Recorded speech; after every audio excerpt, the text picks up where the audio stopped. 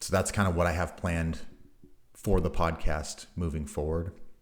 And then we'll get into what I have planned for today. So today I wanted to do a breakdown of all of my American Nationals matches. But before we did that, I wanted to do a little bit of, recovery activity or first aid, if you will. So I do need to drain my ear because in the tournament, I guess something happened where I got clipped in the side of the ear and this thing's completely ballooned up. So I'm going to be draining my ear on my first episode back from my hiatus. Episode 15 of Peace Be the Journey. We'll be draining ears and fucking breakdowns. So I've got 7 matches to break down, but let's go ahead and drain this ear. I've got a mirror set up right here. I've got an sterile alcohol patch and a hypodermic needle. And these are both sterile, so that will not give me some crazy disease. But yeah, let's go ahead and get started on this.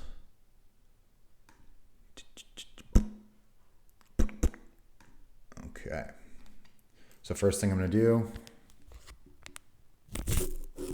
tear open the alcohol patch, and I'm going to go ahead and clean the whole area and the outside just in case. Basically the whole area. So when you're draining your ear, basically, if it's bad enough, and this one is pretty bad, you have to be under the understanding that it's going to balloon back up the more you train. So ideally, you have some way to compress the ear after you drain it. I don't. So I am going to look into some sort of device that can help compress the inner ear so that it does not stay ballooned. I'm guessing by the size of this, we're going to pull about 4, maybe 5 cubic centimeters of fluid out of this little pocket of blood. But let's see what happens. So draining your ear 101, always use sterile needles, always use alcohol pads to sterilize the place in which you are draining from. Also, another really good thing to note is when you're using these needles, sometimes there can be little pockets of air in the needle. So make sure you push this bad boy all the way up so that there's nothing in the syringe. Here, I'm going to go ahead and tilt my ear forward. Actually, let me go ahead and switch this mirror. Tilt this. Push the ear forward.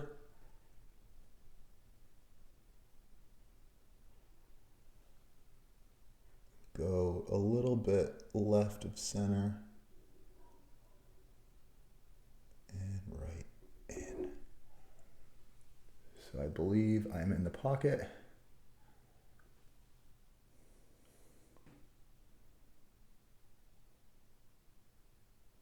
I can hear it filling up.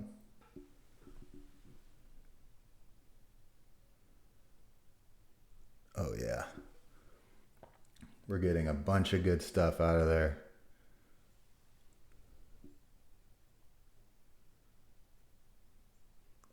Oh yeah.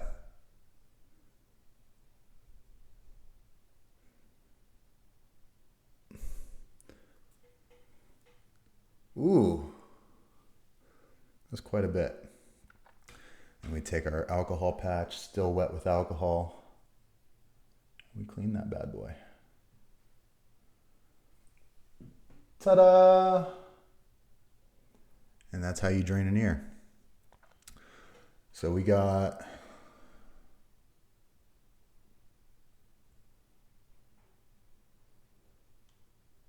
about 5.5 cubic centimeters of fluid out of that ear. It's still red, but you can see it's considerably smaller. So to keep your youthful good looks, make sure you drain your ears occasionally if they are ballooned up. Here, I'm going to go ahead and put the cap back on this bad boy.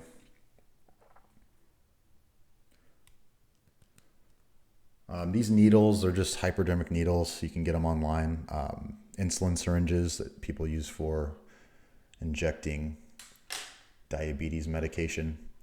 Fairly easy to come by. A must if you train jiu-jitsu and you're susceptible to cauliflower ear. Not everybody is, but I happen to have, as you can see, ears that are very susceptible to cauliflower ear. I know it's not going to make my ears look perfect, but it's going to prevent them from being completely mangled. So I like to do what I can in terms of draining my ears. So that was draining my ears. So now let's get into the breakdowns of my matches from American Nationals. So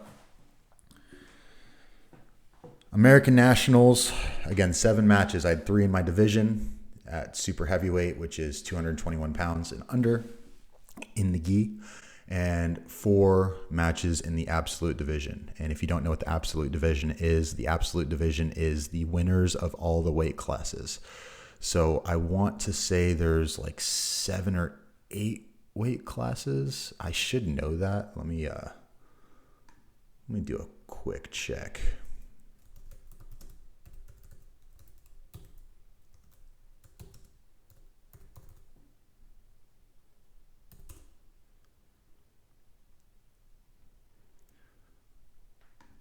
So it looks like there's 9 weight divisions. So there's 9 weight divisions in IBJJF style jiu-jitsu. So there's rooster, light feather, featherweight, light, middleweight, middle heavy, heavy, super heavy, and ultra heavy. Let's see. So in adult, what is this, kilograms? I don't know. I'm not even going to deal with this right now. So this is in kilograms, so I'm not going to sit here and try to convert that into pounds. But basically goes from tiny person to huge person. So yeah, there's 9 divisions. So in the open division, what ends up happening is everybody that gets a medal in the weight division can enter the open class divisions. So there's 3 guys that get medals from every division. Those guys are all eligible to enter the open class. Open class, you're going to have ultra heavyweights versus rooster weights. You're going to have super heavy versus ultra, super heavy versus heavy, so on and so forth. So every possible mixture of weight class, it's going to happen. So you're going to see me fighting some very small people, and you're going to see me fighting some very big people. So first match I have to break down, and I'll actually pull this up on the screen so you can watch it while I break it down, and I will go ahead and put myself in the bottom right corner, is my opponent, James Kennedy. And James Kennedy is from Double Five Jiu-Jitsu. Super heavyweight. This guy had a pretty badass guard. He had a really good knee shield, really good about keeping my weight off of him. But overall, I did end up taking him by submission, so it was a good day for me. So we'll go ahead and break down this match. So I'm going to go ahead and start the video. Shaking the ref's hand. We shake hands. Ref says go, slap, bump. First thing I do here is I go to make a connection, grab his lapel, and I grab his sleeve, and I start snapping him down. And I do a little suicide sweep. I throw him across the room, and I try to come up on top. I do get in the top position, end up in his guard in the next mat over. Ref goes ahead and resets us. Slap, bump again. And this time, he's going to go ahead and pull guard as soon as he has a good connection. He closes his guard. My goal here is just to keep my posture. He wants to break my posture down. I grab his sleeve, pull it across his body, and I then take the opportunity to post my left leg. And here I'm going to start pushing on that left leg to open his guard.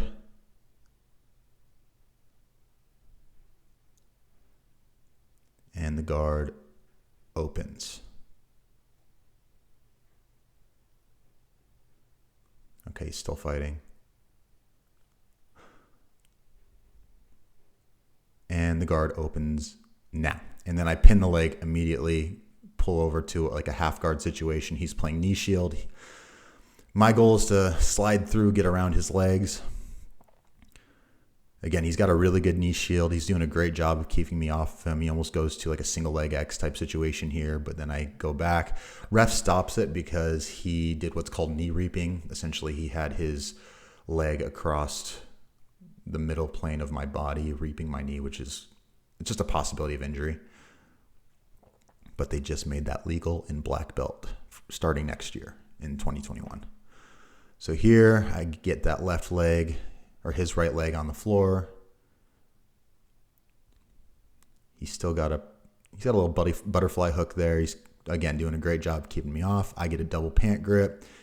And right about here is when I push his leg to the side and I close the distance, get a cross face, get past that leg. I still haven't passed his guard, but I've flattened him out on the mat and I've made him much more susceptible to getting his guard passed.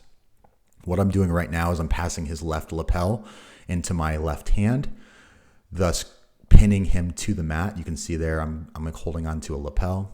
He pushes me off, does a good job of getting me off a little bit, but then I get right back with that cross face. I'm holding the lapel, and then I push his left leg down and I pass him out. I go ahead and get the points for passing, and I also get the points for stabilizing the mount. And here I'm just trying to look for openings to submit or look for openings to get to the back. What ends up happening is with the cross face, I go ahead and punch my fist over his throat, grab my own sleeve, and do what's called an Ezekiel choke. But I did like a punch choke variation where essentially I put my fist on his carotid artery and close the distance like this. So right here's where I get that punch choke in.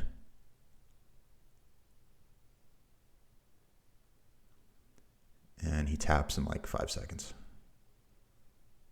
Tap, tap. And that was my first match.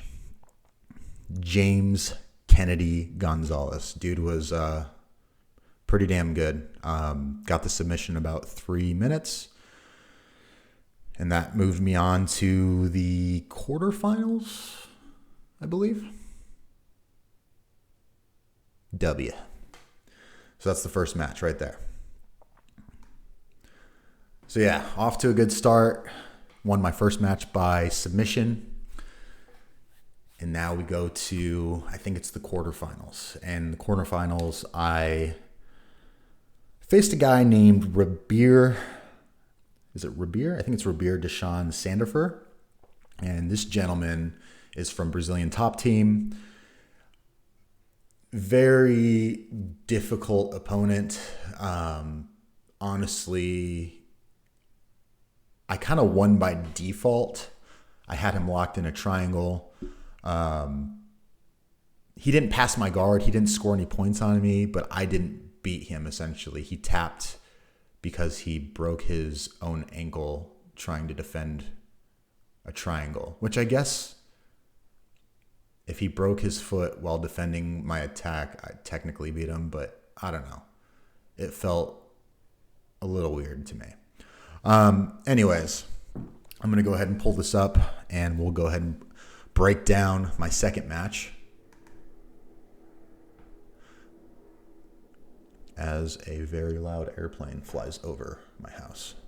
Sorry if you can hear that.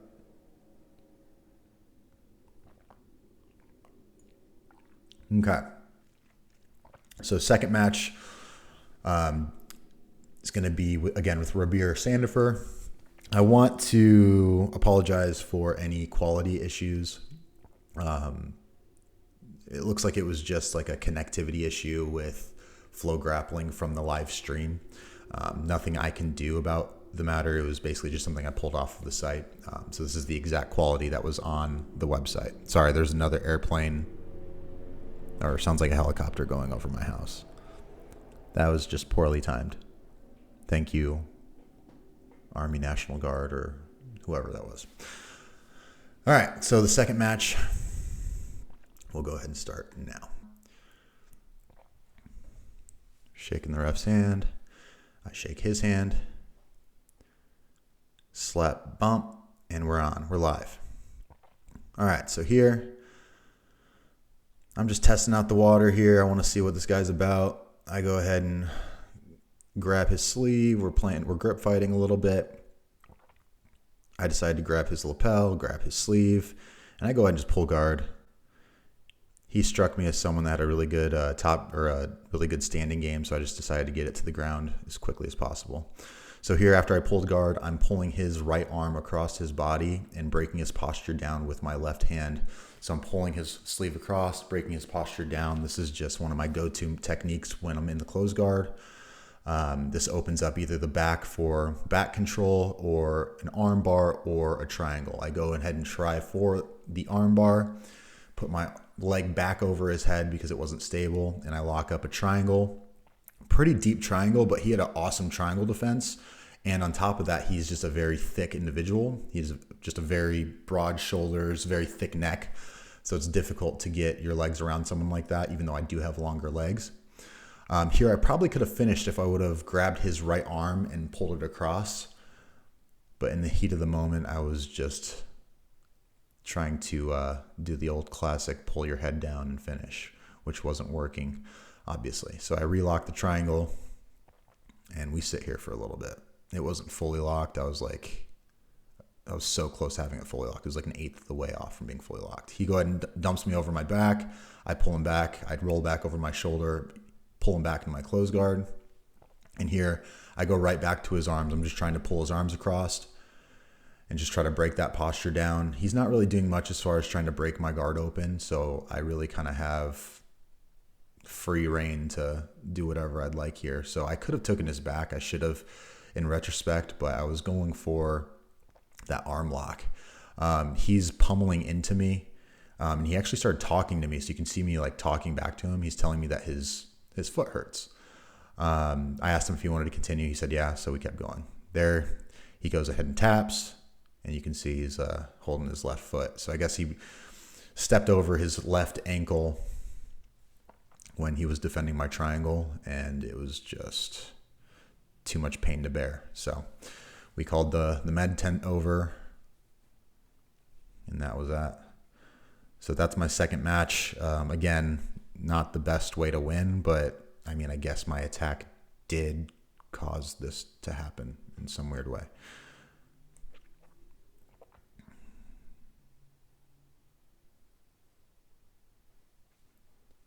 And I'll go ahead and stop this. There's no sense in watching him get worked on by the med person. So that's my second opponent, Rabir Sandifer. Again, very tough opponent. I wish we could have played out the other 2 minutes of the match, but it is what it is. I got the win and advanced to the semifinals. So next match here is going to be against a gentleman named Harry Lopez Jr. from Double Five Jiu-Jitsu.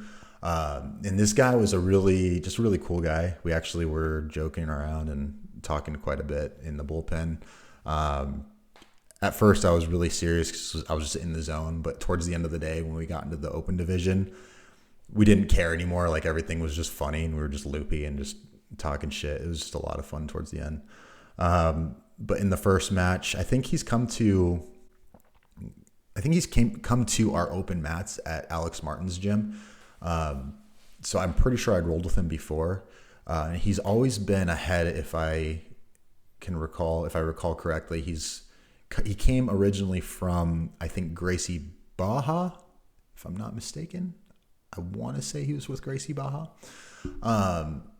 So I think he recently switched to Double Five Jiu-Jitsu when they opened. Double Five Jiu-Jitsu just recently opened this year. The co-founders of Double Five Jiu-Jitsu were actually originally from a team called Soul Fighters, and I'm not sure what happened with them, but they branched off and started their own team again. So they started Soul Fighters, and then they went and started Double Five Jiu-Jitsu.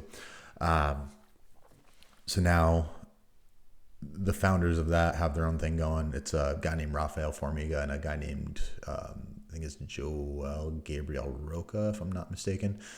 Really accomplished jiu-jitsu athletes, world champions in their own right. So definitely have some good jiu-jitsu. But they're bringing out some really just cool guys. So next match, I'll go ahead and start here with Harry Lopez Jr.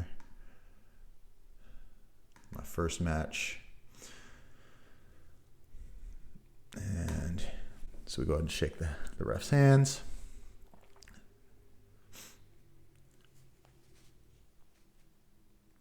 And we slap bump, and we're on. All right, so it looks like Harry's a pretty established guard player. Doesn't seem like he likes to do a lot of takedowns because he's pulled guard in most of his matches, it looks like. So he pulls guard immediately. And here I go ahead and get him to the headquarters position, double pant grip. And I'm just kind of teetering back, keeping my center of gravity really low. I'm on the balls of my feet, as you can see. And then the ref just gets in the way. So I think the ref stands here for about 15 seconds. And here I'm just kind of fighting to get into the half guard. I might even be in the half guard right now. I don't even exactly remember what happened in the match. But I can't even see what the hell's going on with this guy standing here. So we move over. I'm now in the half guard. So he's in deep half. I'm on top half guard. And here my goal is to flatten him out into the mat. And I want to get his lapel into my left hand and get that really secure grip to hold him down. But he's doing a good job of staying on his side. Really difficult to keep this guy down. He's got a great half guard. Fantastic half guard. Ref goes back in front of the camera.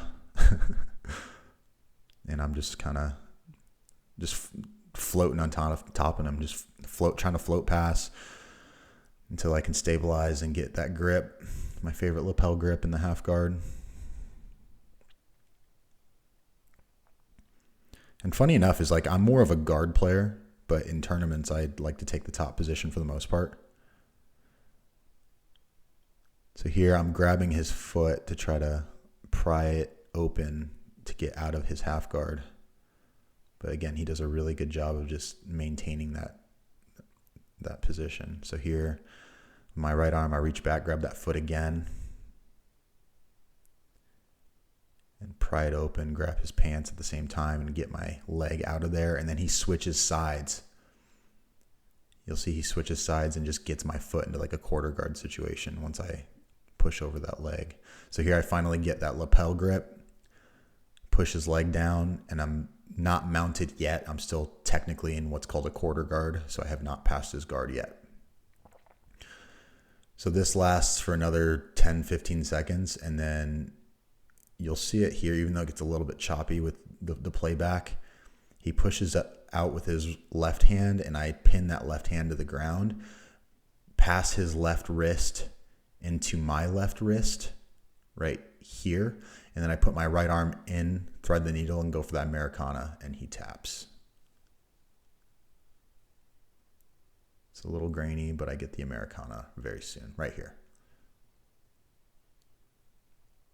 Boom, from the quarter guard. Second submission of the day from American Nationals. Again, really cool guy. Jitsu's weird because you end up liking the people that you try to submit. It's very strange.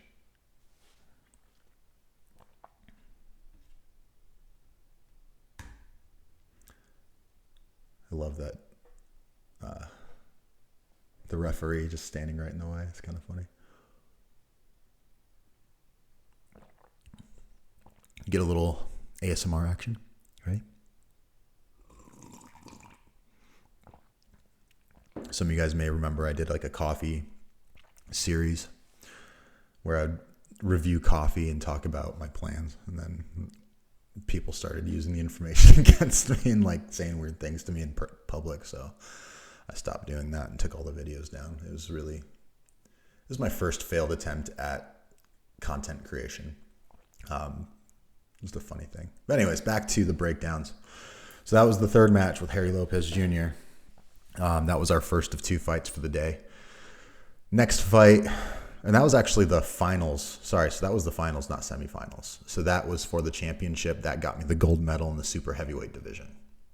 That's why I was so excited at the end. I apologize. That was a mistake on my part. So now we'll go into the open class division. Again, open class is the winner of the winners. So everybody that I fight, the next 4 fights, basically they medaled in their division. So either got first, second, or third in their division.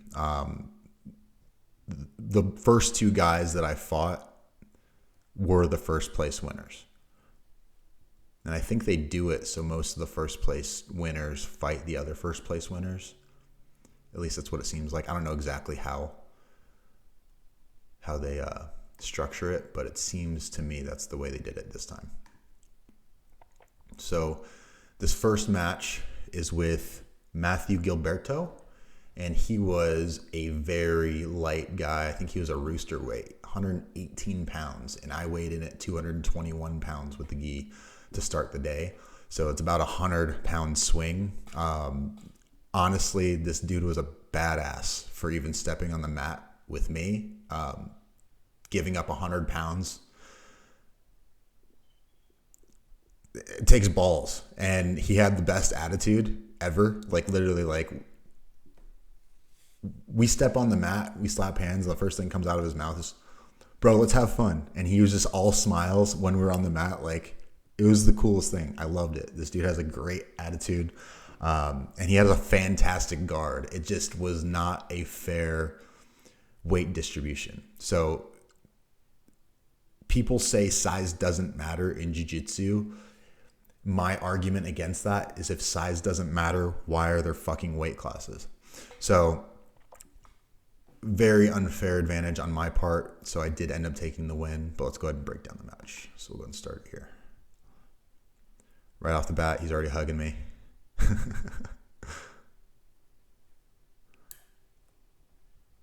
So we go back. This one's not the best quality, so bear with me. Gives me a little hug. We slap, bump, and we're on.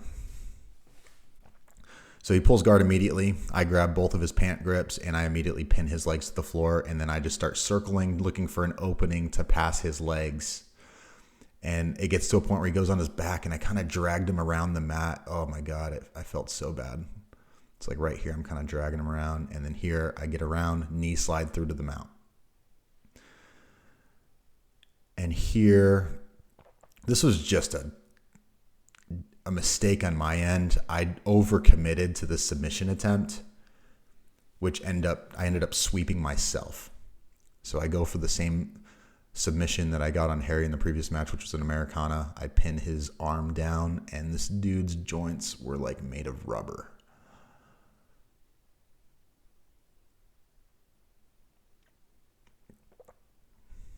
So I lock it up, and his arms just bend backwards, and I just swept myself on that one. So now he's in my close guard. So I immediately pull his left arm across and start looking for some sort of attack. Immediately I get him locked into an arm bar once I get that right arm across. So here I get that arm across, leg over the head immediately. So left leg up, right leg over, locked in. This dude was not tapping. Like I was putting so much force against his joint, not tapping. He didn't tap till right here. Once I got him to the ground, he finally tapped, and he was still all smiles. Just the best attitude. Love that guy. His fucking guard was insane. Like there was like almost no way I could get around it at first until I just completely just manhandled him. Awesome guy. Great spirit. Much respect for this dude. He is one of the bravest people I've ever gone against, I would say. So that was the first match of the open division. Started off on a good note, got my submission. So that's my, third submission for the day. And the next match was by far the most difficult match that I fought the entire day. So Holy shit, dude. Stuart Allen, if you watch this for some reason, you are huge, but you move like a lightweight. Like this dude actually was conditioned and weighed like 280 pounds. Insane. Like a lineman, but he seemed like he could just continue to go the entire match. I don't want to make excuses because I won. Like I shouldn't make an excuse, but I felt like I could have stood and banged with this guy in the feet a little bit more if they hadn't just cleaned the mats. So they just sprayed the mats down. So I had like literally no traction when we started the match.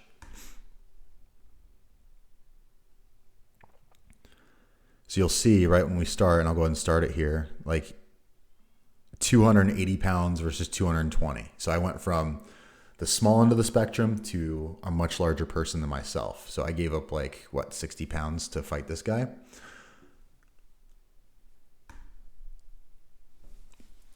And again, sorry for the poor quality. It's just what was available. So we slap bump. Not quite yet. He's asking. All right, here we slap bump and we go. So right off the bat, it was like locking up with a Mack truck. And he just pushes me back. Like there's nothing I can do. So big. He pulls me back, pushes me forward. Like I have no traction. This dude's huge. He's like my height, but like huge. 6'3", 280, I'd say. Just pushing me. There's nothing I can do. No traction. So we restarted a couple times. He pushed me out of bounds a few times. So this time I eventually just went ahead and pulled guard. I think it's this time. Yeah, right here. Foot on the hip, and I just pull him into my closed guard because I just need to grab this bull by the horns and just try to wear him out. So immediately I go for the arms. I try to pull him over and break his posture down.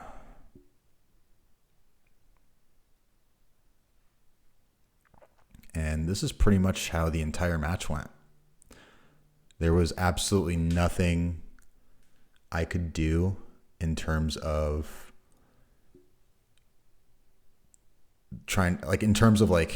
submissions. He was just very, very strong. So not that it wasn't possible. I mean, the submission, there was definitely a submission that could have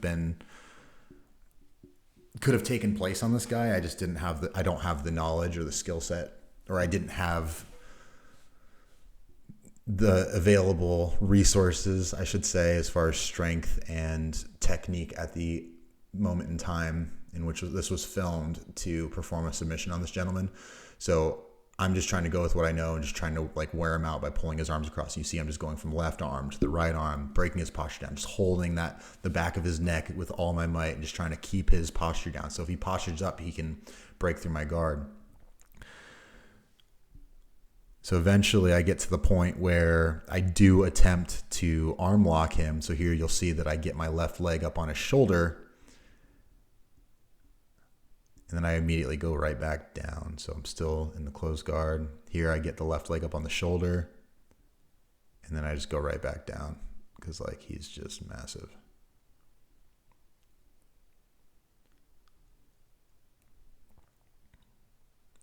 And I go right back to pulling his arms across. God, this guy was so strong. I get his left arm across his body, and this time I go for the arm lock on the left arm. So again, I just go back and forth to each arm. I just look for openings.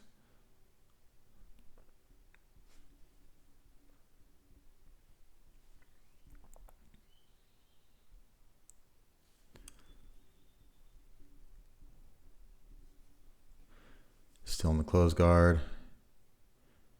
And he's trying to do anything he can to shake me off. I just have incredibly strong legs.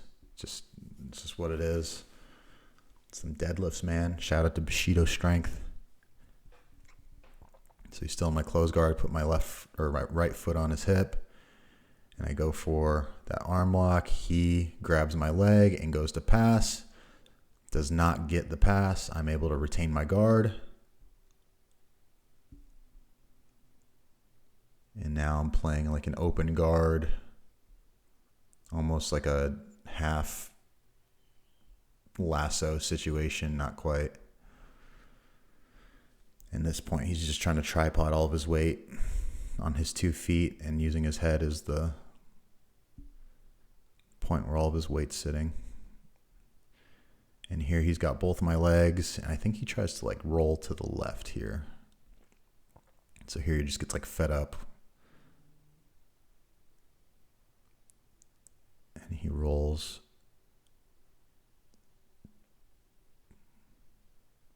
right here to the left. So I've got the sleeve, collar grip, and he just full send rolls. Still retain my guard, stand up. He's got one of my legs, so I go ahead and flip him over.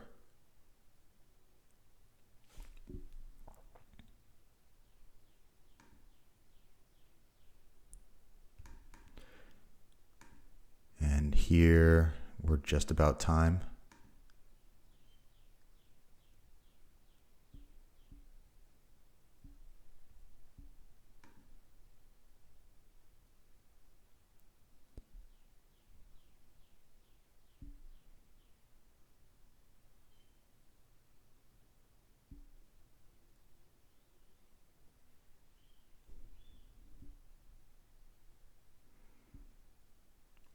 He's coming up on top. Does not pass my guard. That's match. At the end there, you can't see it because I wasn't facing the camera, but I had him locked in a cross collar grip. I was just going for some sort of submission because I knew it was the end of the fight, just to try to get an attack in there. And there was no points scored, no advantages, but because I was attacking the entire time on his arms and I tried to sweep him and all these things, they gave me the match. Could not pass my guard. Boom. That was the toughest match of the day by far. Guy is a monster. So, Stuart Allen, you're a bad motherfucker.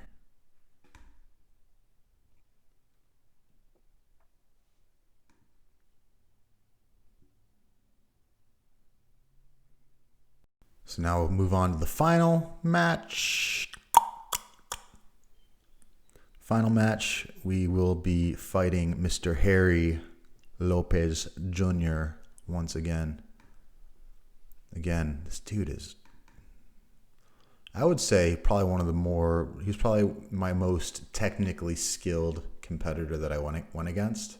No, it's, I would say between him and Hicks, the final guy. But because Harry and I were more evenly matched as far as size, I say it was harder to do things on him than it was with Hicks because I had probably like 20 pounds on Hicks, 20, 30 pounds on Hicks. So let's go ahead and get into the semifinals of the open class division with Harry from Double Five Jiu-Jitsu. So we started. I got a nice and low stance. And right off the bat, I'm pretty sure he just pulls guard. No, I go to try to throw him, actually. I go for that suicide sweep, snap him down a couple times. Doesn't work. He watched me do that a couple times on his buddy, or watched me do it on his buddy. He pulls guard, right back to the same situation before. I'm in his open guard. I grab his pants, the double pant grip, and I sit there in the headquarters position.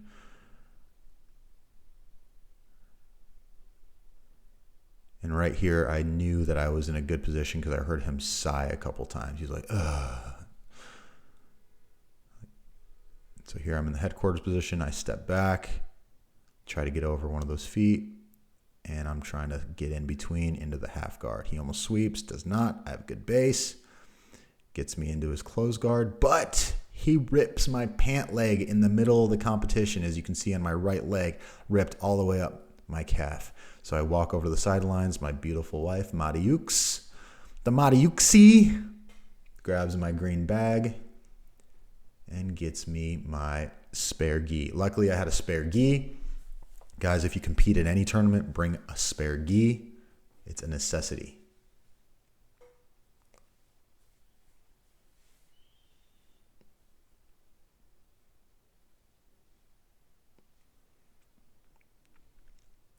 If I would have not had the spare gi, I would have been disqualified.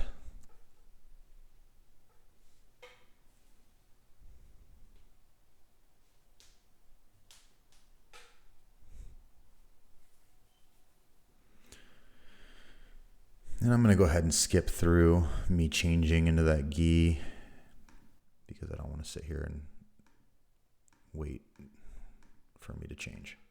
So right back to where he has me start.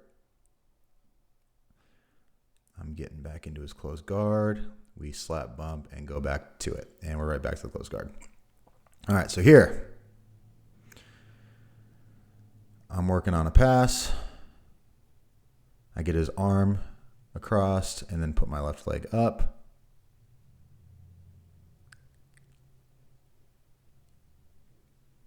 Open the guard. And right back. I step back. He's got a little De La Hiva hook in there. I was thinking about going for the ankle lock, but I step into his half guard. Floating back on top. He's got a nice little butterfly situation happening.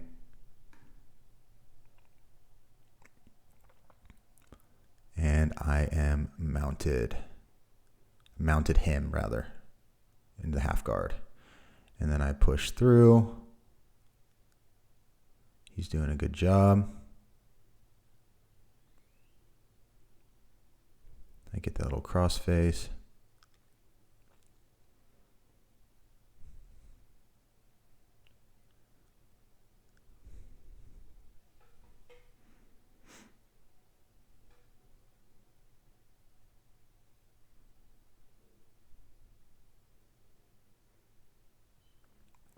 Step back, pass the side control up directly to the back.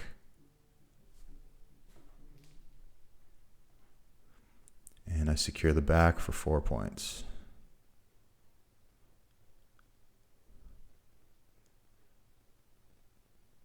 I also got an advantage. I'm not sure why.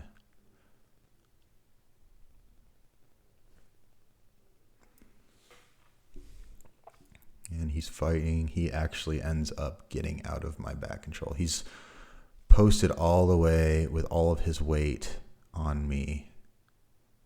And he's sitting directly on my chest.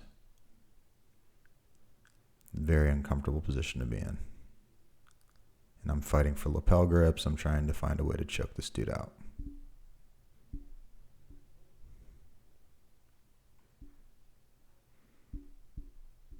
Still in the back, and he ends up getting his hips to the ground. I come up to mount. And he regains his guard. I go back to the half guard. Open guard situation. Almost sweeps, does not. And he goes and tries to lock a triangle. It's a very loose triangle. And I stand up and dump him over with my left shoulder, sorry. And then I step over, try to mount him, and I get to the back.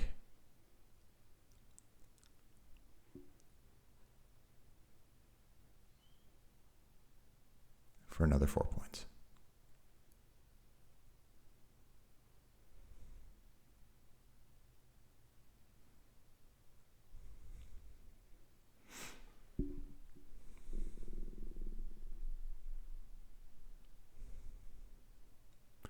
And we're grip fighting, we're hand fighting, and grip fighting, and hand fighting, and then the match ends.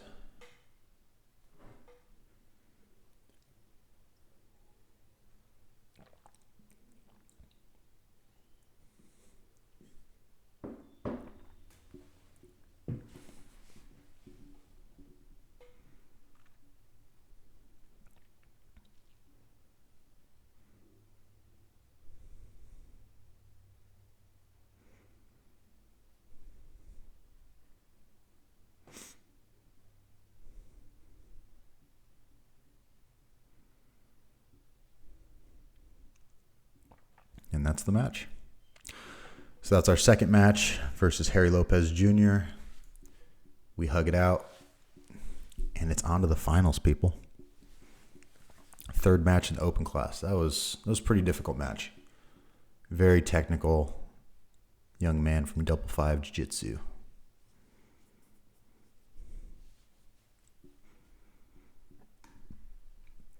On to the last and final match of the American Nationals. This match is for all the marbles.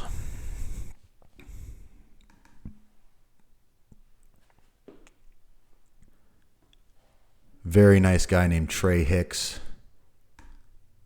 I believe he's from... Where is he from? Was it Top Team? He's from San Antonio. I forget the name. Is it GF? I think it might be GF. I'm not sure. I'm sorry, Trey.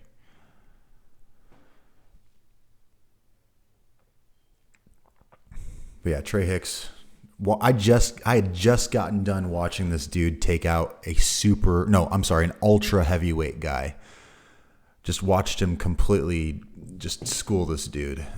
So coming into this match, I wasn't worried. I was just like, this is going to be a battle. That was my thought. I decided to play guard in this match because guard is what I play pretty much 90% of my matches, especially when I'm training in the gym. So we slap bump. I lock up. I immediately go pull close guard, but he catches me and pins my right leg. And immediately I hook my left leg over his shoulder, around his neck, and start breaking his posture with my left leg while pushing his left leg across and away from me. So I'm simultaneously trying to break his posture down while I'm trying to get my leg out from in between his legs, because that is preventing me from being able to sweep or preventing me from being able to choke. And if he gets that right leg to the left of his legs, then he could possibly pass to side control.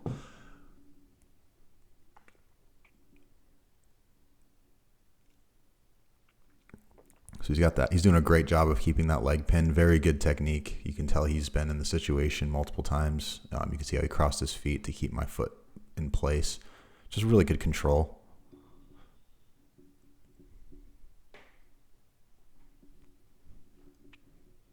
And here,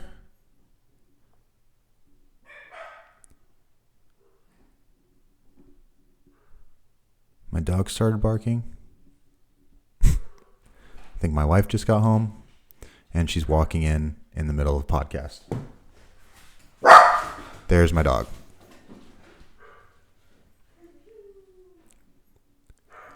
So here I'm doing a good job of breaking his posture over. And I finally wiggle that right leg loose right here. And I really had to battle for that.